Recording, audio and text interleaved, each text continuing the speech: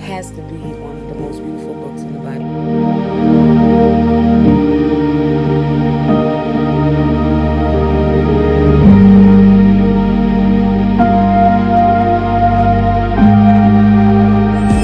I'm just hopping on here once again to let you all know that I'm still working on my second podcast, Real Love, but it is finished, it is recorded, and now it's video editing. The hardest part about this whole experience, but since I did finish Song of Songs and I have done my research definitely on this book, I wanted to just let you know how beautiful and wonderful it is. I wanted to hop on here and read to you one of my favorite parts of the Song of Songs, and it goes like this.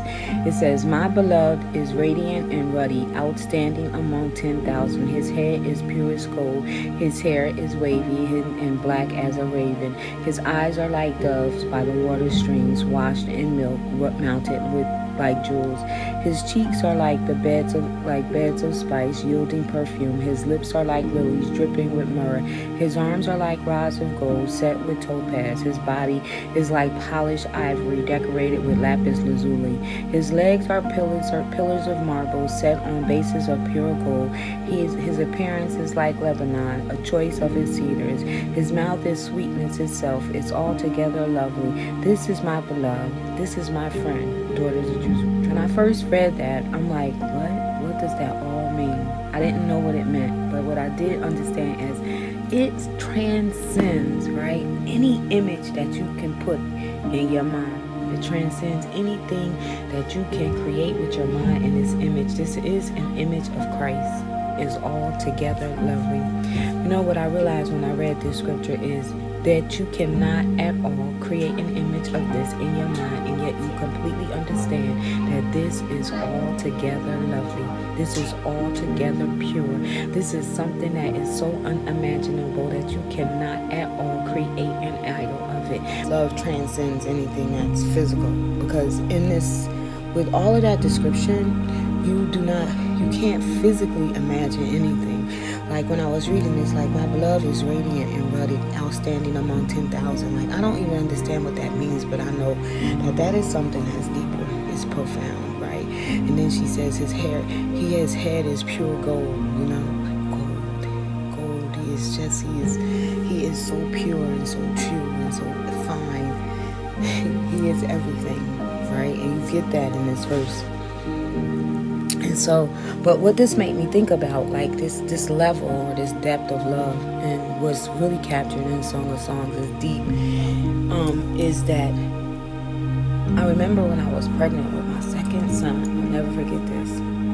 And the whole time when he was pregnant, I would read all these books. I would read What to Expect When You're Expecting, Your Pregnancy Month by Month, Your Pregnancy Week by Week, you know, all of these books. And I remember every one of them talked about this thing. It was called the Apgar score.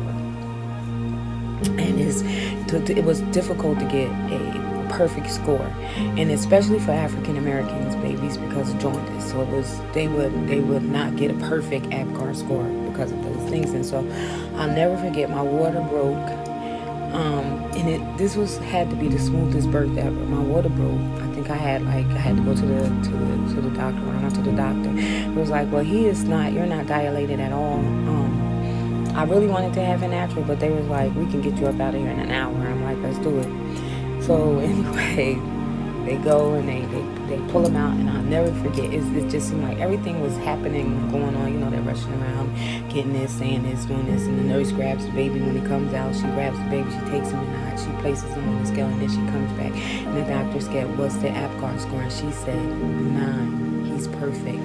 And I could remember just crying, just feeling so overwhelmed, because everything that I had gone through and everything that God brought me through, that this kid here was perfect. When I read this, that's exactly what I feel. I feel like this is perfection.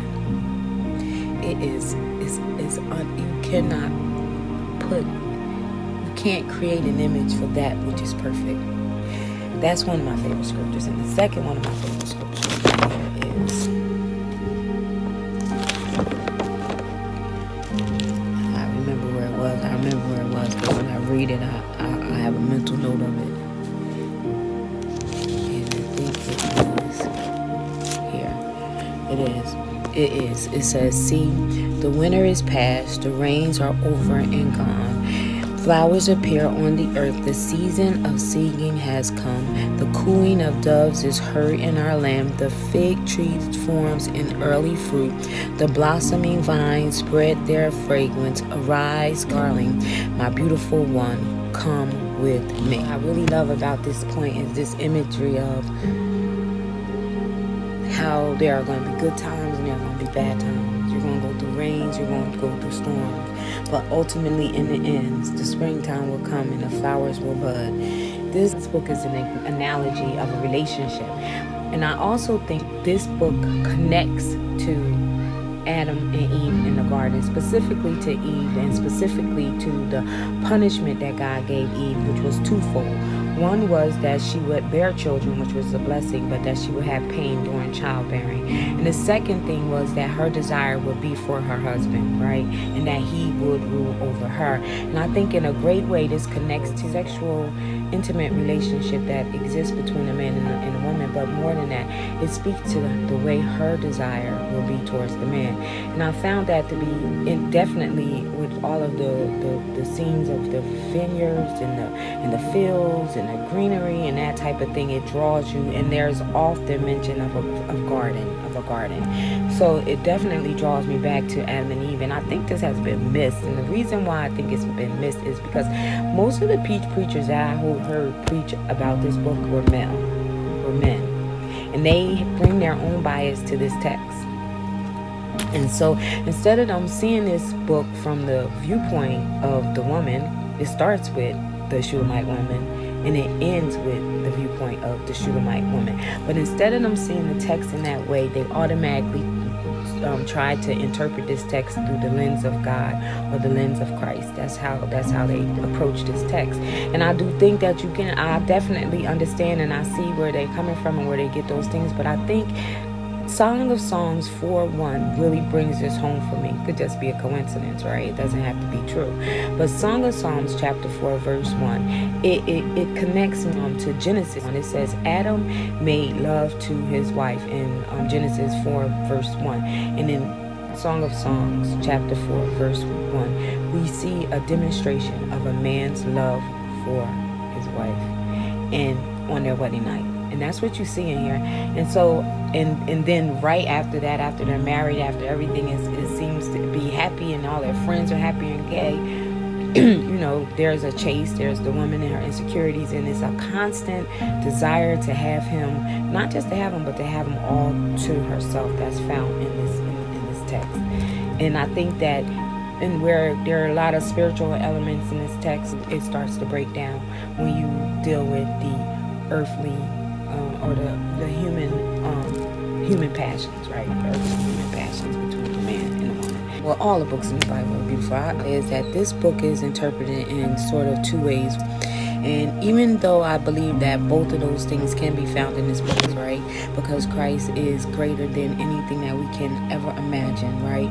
So that it elevates to that level. But I believe that people got this wrong. I think this book takes us back to the garden with Adam and Eve. And what this book is about, it's about the woman's desire for her husband or her love and the chase that she goes on. And not only that, but greater than that once she gets it, what she is willing to sacrifice. Even if she has to be bride number 61, she'll take it to be with her beloved. That's how deep and profound love is. And that's what this book is about. I did finish it.